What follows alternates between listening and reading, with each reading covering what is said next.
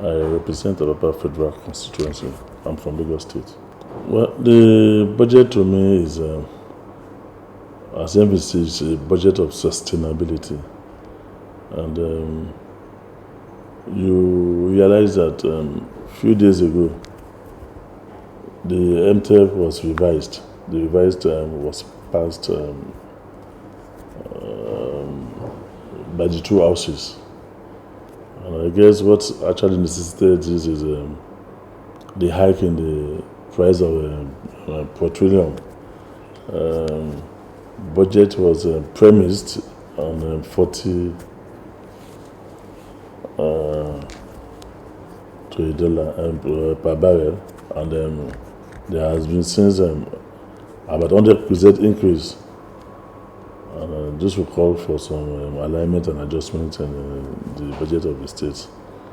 And, I think the threshold should be continued to ensuring that ongoing projects are completed.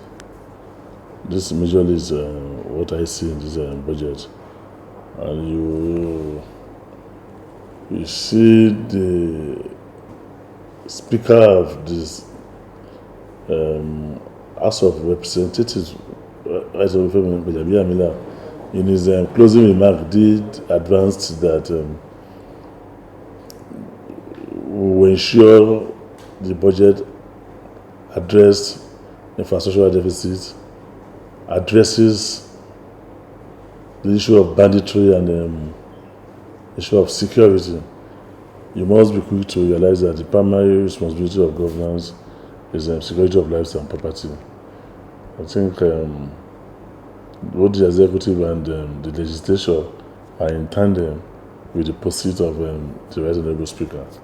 I think from that will ensure that infrastructural gap are closing and security issues are tackled frontally and form the core of this budget. This, I think, is a welcome idea. The issue of the Apapa Ogunshoki as it comes to bear, I think it's going to do good for the nation if that road is completed. The Lagos Port, Tinker Island Port, and the Ogunshoki leading to Maitu Ogunshoki as is, if completed, will assuage the fear of our people, especially in the area of traffic in Apapa, and that will raise the pace of turnover, which will increase the revenue that can be generated by the ports, especially now that oil is not really fashionable again. For a mono economy like ours, we should be looking at other areas to generate funds to run the budget. You see, the incidence of agricultural food deficit is quite unfortunate. Nobody expected the incidence of the COVID-19, and what majorly was our reserve in terms of food production. We are exhausted during the period of COVID, when people cannot even go to farm, and yet people still have to eat, and the insurgency and so many more. So this actually depleted the reserve. Well, with this budget, we are coming back on track, and we have equally learned our lessons, especially in the area of food production, to ensure that we have adequate storage, adequate reserve, and most especially to ensuring adding value to our food production, so that from our farm produce, add value to them, like you process your tomato to paste tomatoes, your grains are added value, and will be better off for it as a people, as a nation. Value added to farm produce. The issue of banditry, insecurity, is not just procuring arms for the security agents. Well, what is key, what is important, is a social mechanism that are ensuring that our school system works and works fine, not a situation where you have our students sitting on the floor, have a curriculum that is very aggressive at giving rise to vocational technical education that will make us have employer of labor. When people becomes employed, nobody wants to engage in banditry. So it's a whole circle of social re-engineering in our body policy as a people, not necessarily procuring arms and whatever, but social re-engineering of our school system, of our value system, of our morals, and so many more of old. And this majorly is a frontier of what we should be looking at as a people.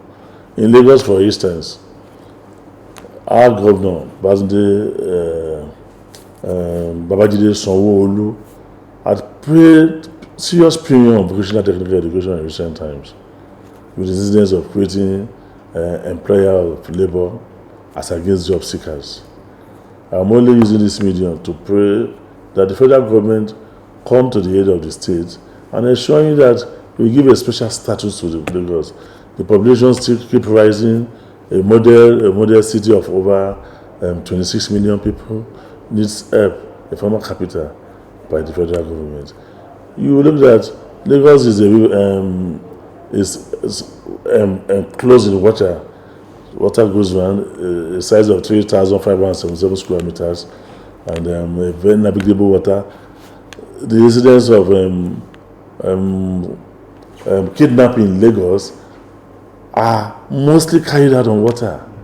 So there is need to assist to ensuring that marine police are well trained, ensuring patrol boats to stem this tide. This is the onerous. Let's make Lagos float so that Nigeria will float. It remains the economic capital of the nation, and it should be better for us to ensure that we don't kill the goose that laid the golden egg. Mentioning equally too must be made of incidents of the consumption tax that are becoming a sort of agitation and what have you. The issue of consumption tax majorly falls within the purview of it's not in the exclusive list, neither is it in the concurrent. So it's because in the residual list, which really is in the purview of the state. We should encourage that and ensuring that each state grow at its own pace for the betterment and growth of that state, so that we can have a beautiful egalitarian society with equal opportunities for all and sundries. Well, I am not on the finance committee, but the information given to the finance committee by the executive is that they had performed above 60%. And I think if that is the case, we are still on track, we are on course.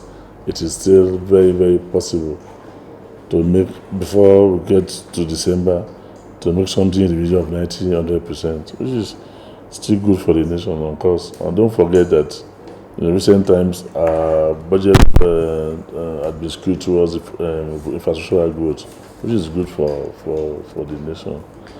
Like I said several in so many fora, that governance majorly is about sincerity of purpose on the part of real leaders, and of course the followers, ensuring that they partake in their civil responsibility, what is expected of them as a people and as civil rights.